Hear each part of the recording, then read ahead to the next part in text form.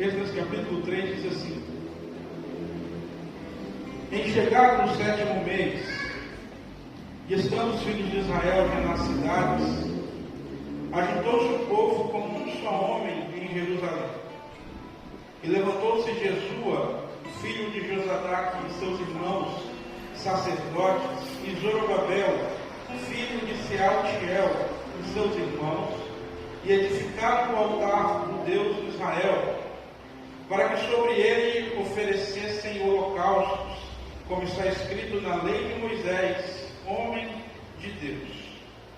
Firmaram o altar sobre as suas bases, e, ainda que estavam sob o terror dos povos de outras terras, ofereceram sobre ele holocaustos ao Senhor, de manhã e à tarde. E você diz amém. Amém. Pode se assentar. Nós sabemos, irmãos, que por causa dos seus pecados e de sua insistência em desobedecer à lei do Senhor, o povo de Israel foi levado para um cativeiro que, entre o seu início, ainda em terras israelitas, e o seu fim na Babilônia, durou cerca de 70 anos. Depois desse período de castigo, Deus, através de um rei chamado Ciro, devolveu ao povo de Israel o direito de voltar para casa. E esse primeiro período, logo após esse retorno, foi um dos momentos mais felizes da história do povo de Israel. Se você, por exemplo, ler o Salmo 126, que foi escrito quando o povo havia voltado, o salmista no Salmo 126 diz: quando o Senhor nos trouxe de volta a Sião, nós ficamos como aqueles que sonham. Então a nossa boca se encheu de sorriso e a nossa língua se encheu de cântico. Foi um tempo de muita alegria. O livro de Esdras, irmãos, narra justamente esse momento, depois da volta para casa. Esdras, portanto, é um livro histórico e vai narrar os 100 primeiros anos pós-exílio.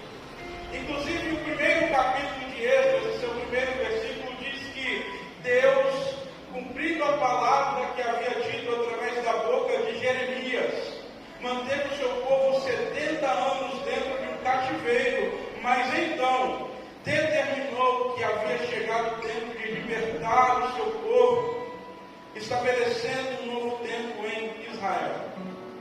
É importante também lembrarmos que Esdras é contemporâneo de Neemias. E Neemias é muito famoso porque é o homem que foi escolhido por Deus para reedificar os muros destruídos de Jerusalém. Agora, se Neemias recebeu a tarefa de reestabelecer ou de reconstruir os muros, Esdras recebeu a tarefa de reconstruir o culto, de reconstruir o templo, de reconstruir a adoração do povo de Deus quando o povo voltou para a terra. No contexto e no texto que nós lemos, começa nos dizendo que já havia se passado 7 meses desde que o povo havia saído da Babilônia e retornado para casa. E mesmo que o povo estivesse feliz por isso, de estar de volta em casa depois de tanto tempo, o povo não deveria esquecer que o real motivo do porquê Deus trouxe eles de volta era para que eles voltassem a se relacionar com Ele. Irmãos, preste atenção nisso aqui. Eu sei que de vez em quando você ouve de alguém que missões é a principal tarefa e ordenança da igreja. Eu sei que de vez em quando, no afã de tentar nos estimular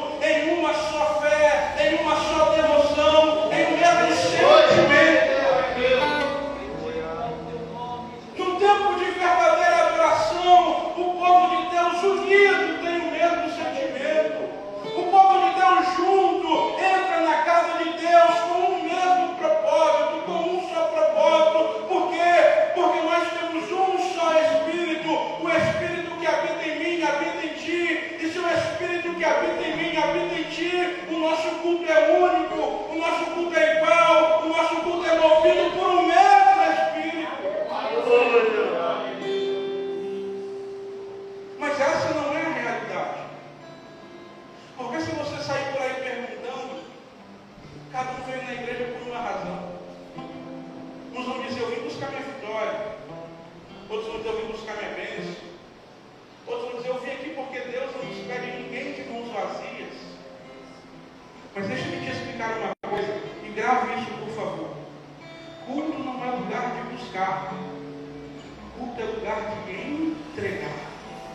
Deus disse, quando vocês comparecerem na minha presença, não compareçam de mãos vazias. Somos nós quem não podemos chegar aqui de mãos vazias, e não nós quem não podemos sair daqui de mãos vazias. Porque o povo está tão acostumado a vir buscar, a vir receber, a vir levar a vitória para casa, que o povo se esqueceu de que culto é lugar de adorar, de se entregar, de devoção, de adoração, de se derramar diante da presença do Senhor. A questão é que Deus é tão bom que a gente vem para entregar, mas Ele também nos dá alguma coisa. Mas o propósito principal é que Ele seja adorado, é que Ele receba a gratidão das nossas vidas. Então, no tempo de restauração, é preciso haver unidade de propósito. Nós temos que entrar aqui com o mesmo sentimento, desejando as mesmas coisas. Mas, em segundo lugar, a Bíblia diz que os sacerdotes dispuseram o seu coração para reerguer o altar do Senhor. A segunda coisa que nós precisamos ter para viver um tempo de restauração, irmãos, é termos os nossos corações dispostos. Obviamente, quem dispôs o coração dos sacerdotes foi Deus. Irmãos, é Deus quem coloca a chama em nós. É Deus quem coloca a fome em nós. É Deus quem coloca o desejo em nós. O problema é que nós muitas vezes sucumbimos isso, entulhamos isso, apagamos esse fogo. Efésios diz que Deus coloca em nós o querer e o efetuar. Ou seja, Ele coloca a vontade e é Ele que nos auxilia para concretizar as nossas vontades. Só que quando Deus inflamou o coração daqueles homens, eles não deixaram aquela chama se apagar, mas eles fizeram arder ainda mais o coração deles. Quantas vezes Deus desperta o nosso coração para algo, irmão? E nós pensamos que não, talvez Deus levante outro. Talvez Deus use outro, já tem outro para me usar. Não vou pregar essa palavra, não, tem outro para pregar. Não vou cantar, não, tem outro para cantar. E às vezes Deus está querendo despertar o seu coração. Mas você está entulhando aquilo que Deus quer fazer através de você. Glória a Deus. O nosso coração precisa estar disposto. Agora, para nós vivermos uma adoração genuína, nós precisamos definir as nossas prioridades. Quando o povo voltou, irmãos, tudo estava destruído. Tudo. Neemias havia se disposto para construir os muros, para restabelecer, mas era só isso, irmãos. Neemias está construindo só os muros porque já era uma tarefa árdua demais. Mas dentro não tinha nada. Pouquíssimas casas, templo queimado, destruído, tudo despedaçado, não tinha nada. Então o povo tinha que escolher um lugar para começar a construir. Ora, vamos começar por onde? Será que é melhor construirmos as nossas casas primeiro? E depois que construirmos as nossas casas, construirmos a casa de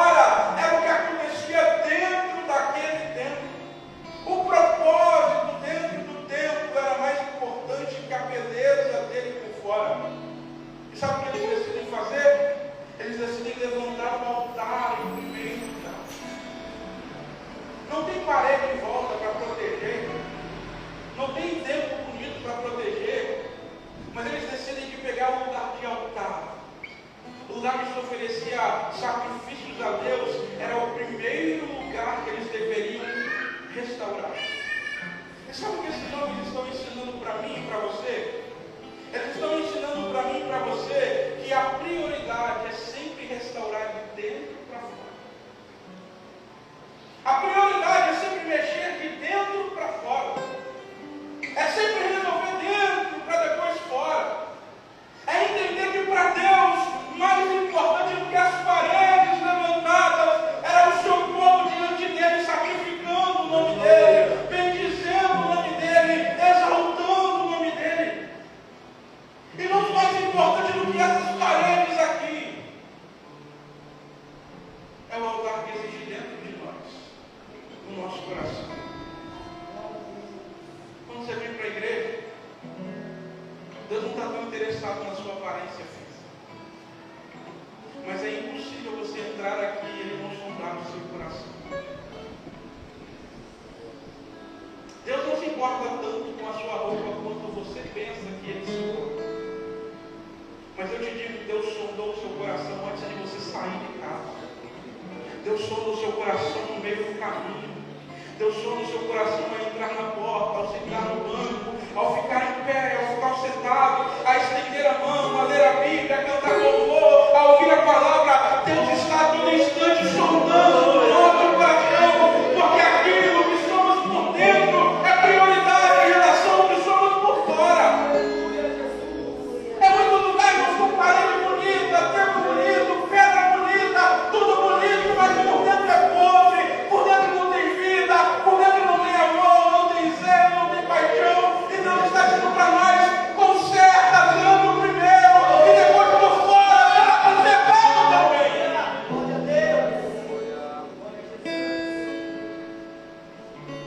A prioridade é erguer o nosso altar. Agora a pergunta é: erguer o altar por quê? Erguer o altar para pedir? Eles deveriam pedir, afinal de contas precisavam. Mas quando eles decidem erguer o altar, a primeira coisa que passa em mente não é pedir, irmãos. A primeira coisa que entra na mente deles é oferecer holocaustos ao Senhor. Holocausto não é oferta pelo pecado. Holocausto não é oferta para pedir algo para Deus. Holocausto é oferta de devoção e gratidão. Sabe o que aquele povo estava dizendo? Nós precisamos encontrar uma maneira de demonstrar para Deus que nós somos gratos por tudo que Ele tem feito por nós. Porque há pouco tempo estávamos lá escravos na Babilônia, com saudade de casa, com vontade de voltar para casa, com saudade da família, com saudade do culto. Mas agora que nós estamos aqui, já se passaram 7 meses e nada de culto, 7 meses e nada de adoração. Os sacerdotes entenderam, irmãos, que era tempo de voltar a adorar a Deus em gratidão por tudo aquilo que Deus havia feito na vida deles. Ergueram um altar para agradecer ao Senhor. Mas em segundo lugar, a Bíblia diz que eles começaram a oferecer o holocausto como estava escrito na lei do Senhor. Lembra que eu disse no começo? Eles foram parar na Babilônia justamente porque eles não obedeceram às leis do Senhor. Aí agora que eles estão de volta, eles estão dizendo: nós não podemos cometer os mesmos erros. Agora que nós voltamos, nós não podemos ser as mesmas pessoas. Depois de receber a dádiva de voltar, a gente tem que fazer tudo direito. Temos que fazer tudo certo. Nós temos que ver como é que Deus quer ser adorado. E nós vamos adorar exatamente do jeitinho que Deus quer que a gente adore. Irmãos, eu nunca vi geração mais estranha do que a nossa, que pensa que quando louva está fazendo um favor para Deus, que pensa que quando vem à igreja está fazendo favor para Deus. Geração que vem para o culto para barganhar com Deus. Eu vim, agora eu quero alguma coisa. Eu vim, agora o Senhor me deve alguma coisa. Eu estou aqui, agora o Senhor não pode fazer isso comigo. Uma geração que quer barganhar com Deus Todo-Poderoso. E aquele povo está dizendo: nós já caímos no passado e nós não podemos voltar a cair novamente. Nós vamos fazer tudo do jeitinho que Deus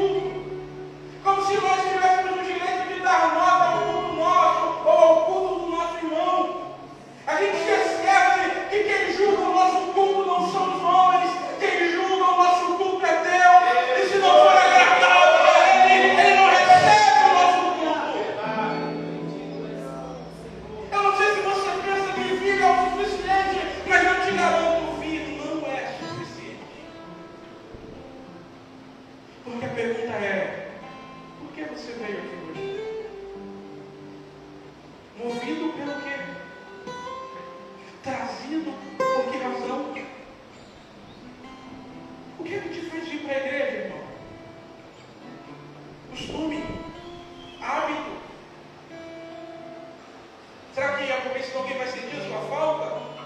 Ou será que é porque você quer demonstrar que você é muito fiel? O que te traz para a igreja? Você pensa no culto durante o dia, irmão? Será que você tem expectativa? Coração ardendo, vontade, saudade? Hoje eu estava em casa pensando nisso e orando ao Senhor. Eu disse, Deus, possa ser que nesse exato momento o inimigo está tentando impedir pessoas de ir no culto à noite. Está colocando desânimo aqui, falta de vontade ali, empecilho daqui, empecilho dali. Eu fico pensando, será que o teu povo ora para que o Senhor abra caminho para ele ir na frente e adorar aqui? Ou será que o seu povo está tão cego com a sua própria maneira de viver, que ele pensa que só estar lá já está bom? Ele fala, o importante é que eu vim.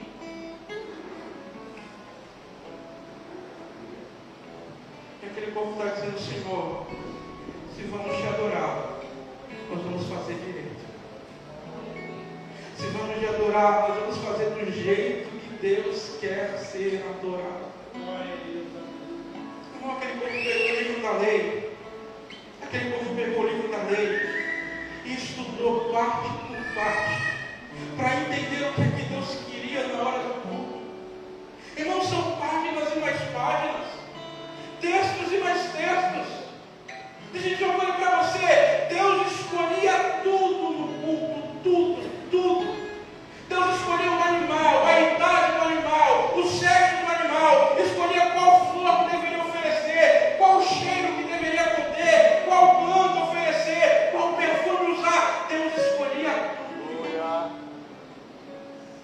Metódico. Tintim por tintim, como diz a gíria popular. E você acha que nós hoje vamos só vir para aqui, cantar qualquer coisa, de qualquer jeito, e vamos sair daqui achando que Deus recebeu a nossa adoração? Os métodos mudam, irmãos, mas os princípios de Deus nunca se alteram, porque Deus é o mesmo ontem, hoje e será eternamente. O que Deus requeria do passado, Ele continua requerendo hoje, de formas diferentes, mas ainda assim baseado nos mesmos princípios. Agora havia uma outra razão para aquele povo adorar. Se você ler o texto, a Bíblia diz que quando eles construíram um altar, eles estavam com medo. Por que medo? Porque enquanto eles passaram 70 anos na Babilônia, a terra não ficou vazia. Os povos das outras nações tomaram conta de Israel. Afinal de contas, era uma terra que manava leite e mel, todo mundo estava de olho. Quando Israel estava no seu período de tribulação no exílio, o povo tomou conta, construiu casa, se adequou à cidade. Aí de repente o povo de Israel volta e estão lá. O povo de Jerusalém dentro da cidade, mas as nações em volta. Sabe qual é o problema? É que as nações que estavam em volta não queriam ver Israel se levantar de novo. Todas as nações temiam Israel por causa do seu Deus. Então quando eles viram Israel voltando das cinzas, se erguendo, o povo disse: nós vamos se unir, vamos parar eles antes deles chegar ao fim. Antes deles voltar a adorar, nós vamos destruir esse povo de novo. É daí que vem a história de Sanbalá e Tobias se quer impedir a reconstrução. Por quê? Porque o povo não queria ver Israel se levantando de novo. E o povo de Israel sabe disso. Eles estão com medo, irmãos. Eles estão com medo, porque o povo está em volta, tentando pegar a vida deles a qualquer instante. Mas eles têm uma ideia brilhante. A ideia deles era, sabe o quê? Vamos construir um altar. Vamos adorar a Deus. E eu queria que você entendesse agora que a adoração é um meio de proteção do povo de Deus. Porque sabe qual foi a mentalidade do povo? Deus disse que se nós adorássemos a Ele do jeito dele, da maneira dele, Ele estaria presente no meio do seu povo.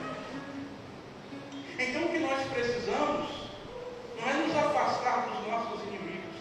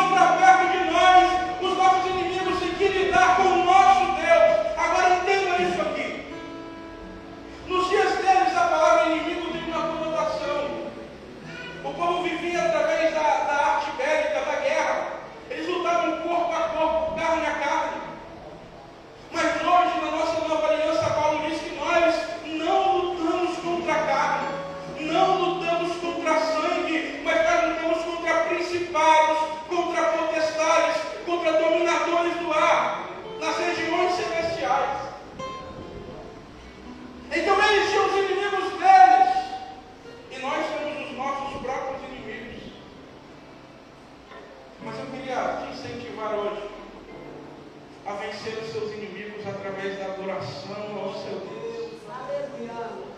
Porque o que os inimigos queriam? Impedir Israel de voltar a adorar ao seu Deus. E sabe o que eles fizeram? Exatamente o contrário.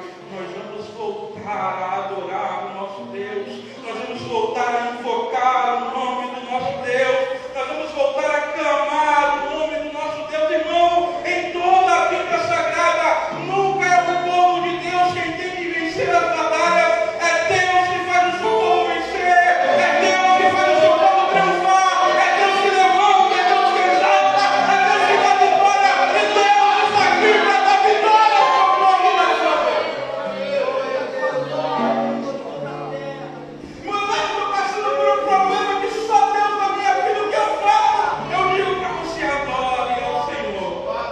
Erga um altar no seu coração e comece a clamar, a invocar, a buscar, a desejar, a almejar a presença do Senhor. Agora preste atenção, para me acabar. Estou correndo muito. Que tipo de adoração Deus requer do seu povo? Breno, já prepara. Que tipo de adoração Deus requer do seu povo? Eu te digo. Em primeiro lugar, Deus requer uma adoração que é fruto de gratidão e alegria. O povo oferecia holocaustos, lembra? Holocaustos. Se você ler o livro de Levítico, está escrito assim: quando o meu povo oferecer holocaustos a mim, eles farão isso com júbilo. Júbilo é alegria. Sabe o que Deus está dizendo para nós? Nunca compareça para me adorar sem que isso seja fruto de alegria. Mas às vezes eu fico triste. Não é disso que Deus está falando. Deus está dizendo que quando a gente adora ao Senhor, a alegria de estar adorando a Ele tem que suplantar qualquer tristeza que haja na vida. Aleluia, glória a Deus. Não, mas nós somos fracos. Mas não importa se nós somos fracos. A Bíblia diz que a alegria do Senhor é a nossa força. Nós não precisamos ser mais fortes. Precisamos alegrar o nosso Deus e receber força que vem dele. Mas em segundo lugar, Deus disse: quando vocês queimarem holocaustos, vocês vão queimar totalmente. E a segunda coisa que Deus requer de nós é que a nossa adoração seja completa. Completa significa que a gente oferece para Deus tudo que a gente tem. Se eu disse: olha, quando for trazer um animal e me queimar, vou queimar diante de mim, eles têm que queimar tudo. Não vai sobrar nada para eles. Não vai sobrar nada para outro. Diga para esse povo que se eles forem me adorar, eu quero tudo que eles pedem. Se tem algo que nós deixamos para trás, é esse sentimento de vir à igreja e deixar tudo aqui. Porque a gente fala: hoje eu não estou bem, não, então hoje eu vou. Como se amanhã fosse chegar e dele estar comigo. A crente, filho de Deus, trata todo mundo como se fosse o último. Filho de Deus entrega tudo. E por fim Deus disse: eu quero que esse povo me adore de manhã e me adore ao pôr do sol. O dia para o israelita não termina à noite como o nosso. O dia para o israelita termina ao pôr do sol. Porque depois do pôr do sol já é um novo dia. Então quando Deus disse que é adoração de manhã e que é adoração de tarde, Deus está dizendo: eu quero adoração no início, eu quero adoração no fim. Eu quero que esse povo me adore ao acordar, mas eu quero que esse povo me adore antes de dormir. Eu quero que esse povo levante pensando em mim, e antes de dormir esse povo também pense em mim.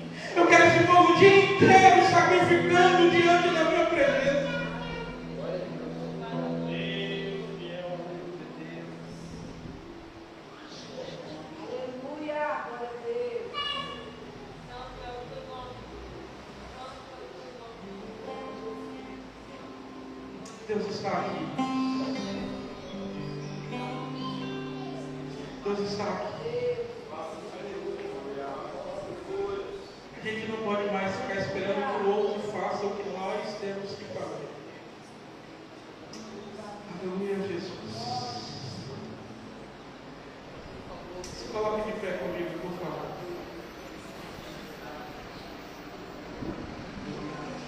Uma das coisas que Deus vai restaurar nesse último tempo, é o culto a Ele. Uma das coisas que Deus vai restabelecer nesse tempo do fim antes da sua volta serão os cultos a Ele. Deus vai restabelecer a adoração do seu povo. Aleluia, Jesus. Glória a Deus. Louvado. Aleluia. Feche os seus olhos. Glória a Deus. Porque talvez o que você deva fazer hoje é pedir perdão a Deus por ter oferecido tantos cultos relaxados a Ele. Talvez o que você deva fazer hoje é pedir perdão a Deus porque tantas vezes a gente entra aqui sem reverência nenhuma. A gente pensa que o culto é o nosso momento, é a nossa hora. A gente faz isso, a gente faz aquilo, e brinca para cá, e brinca para lá, e levanta, e sai, e anda, e faz de tudo um pouco, e a gente está achando que no final do nosso culto Deus vai simplesmente receber Ele.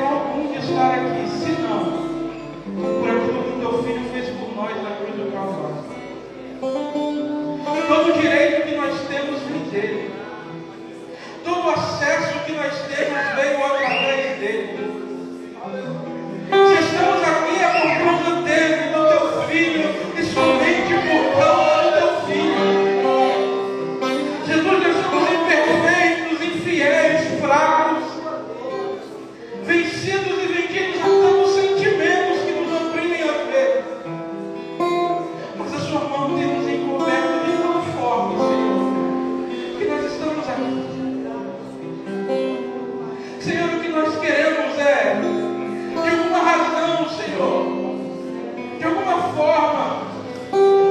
Tentar expressar um pouco da gratidão que há em nosso coração a Ti, Senhor. Senhor, eu sei que às vezes faltam palavras. Eu sei que a mais bela das palavras não é capaz de descrever o quanto nós somos gratos a Ti, Senhor. O quanto eu sou devedor a Ti, ó Deus. Eu não consigo dizer o quão bondoso é o Senhor, porque eu não encontro uma palavra que seja boa o bastante para te descrever. Eu não encontro no meu vocabulário nada que possa descrever o quão grande é o Senhor. Senhor, nós queremos te adorar. Nós queremos nos relacionar contigo e crescer, Pai, na intimidade contigo. Senhor, mas longe de mim querer isso apenas para minha própria vida. Eu quero que o teu povo, juntamente comigo, Senhor, que nós, em unidade, venhamos adorar ao Senhor nesta casa. Venhamos buscar a tua face nesta casa. Que esta igreja seja uma porta da sua graça, Pai. Voltar de jorrar água viva para matar a sede dos pecadores. Senhor, como exércitos, como sacerdotes, acende uma chama em nosso coração. Uma chama para buscar o Senhor com tudo que nós temos. Em nome de Jesus, Senhor.